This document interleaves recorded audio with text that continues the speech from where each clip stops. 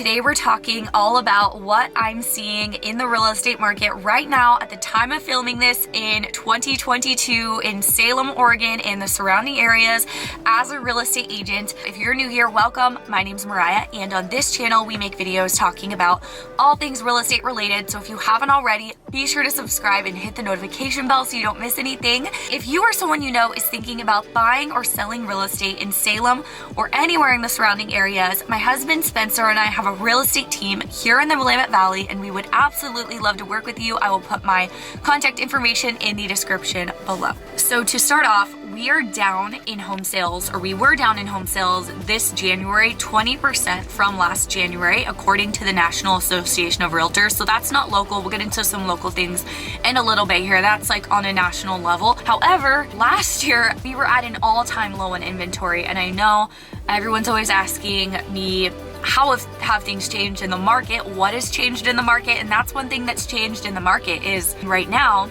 it's even lower. So that's what has changed. One thing is inventory is even less than it was a year ago from now.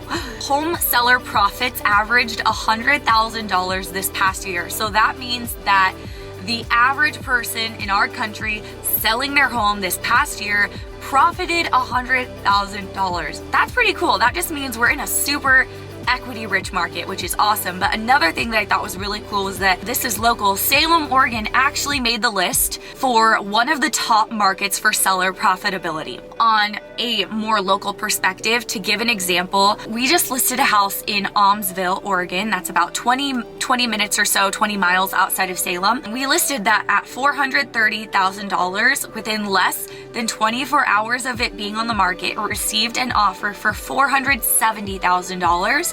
And the buyer offered to pay over appraisal value in the event that it didn't appraise. They offered to cover that gap with cash. So that's one example of what we're seeing in that price range. Every single home going for that high over asking and that quickly in that price range. No, I don't say that. I don't want to like discourage buyers, because I am working with a lot of buyers in that price range right now, and I don't want to discourage any of them. But I think one of the main reasons that this house did go for so high over asking is because of the exact spot that it was in. It's located in Almsville, Oregon, which, like I said, is on the outskirts of Salem, and Almsville is a smaller town, and so it's even lower on inventory. There's just less homes there in general, obviously, because it's smaller than Salem. So when something does come up in a market like that or a town like that that's just smaller but desirable and a lot of people want to live there, it really just gets like eaten up super quickly. Okay, so a big question I get asked all the time from clients who are moving to our area from other states is, are we seeing contingent offers get accepted? Is that realistic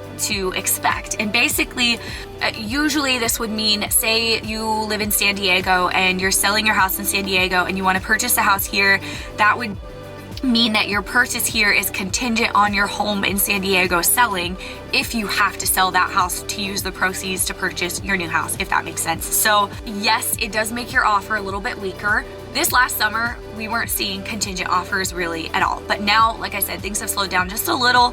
You're still gonna have to be pretty competitive, especially, like I said, if you're under that like $500,000 and under, you're still gonna have to be pretty competitive to make up for it, but it definitely is possible. We are seeing it. I know I've talked to agents in other marketplaces around the country, and they've said that they're not seeing any offers with contingencies even getting looked at. It's not realistic where they're at, but here that's not so much the case anymore. We are seeing offers with contingencies get accepted.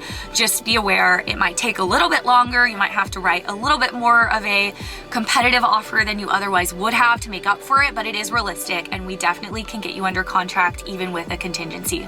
Okay, so another thing to note based off of what we're seeing with homes in Salem, at least, if a home is under, I want to say $330,000 or so in South Salem, probably cash only or not financeable, because it's probably in just really bad condition. So that's kind of like the base lowest low per first time buyer price range in South Salem. So there's definitely other areas of town, and there's towns on the outskirts that you could find a little bit better prices, but that's kind of what we're seeing in those areas. If it's about that price range or under at this time, usually when I look it up for a buyer, it's not gonna be financeable, or it's just cash only because it needs a lot of work.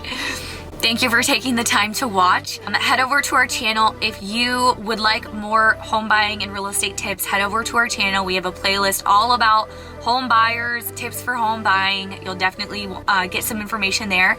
And I will see you guys next time.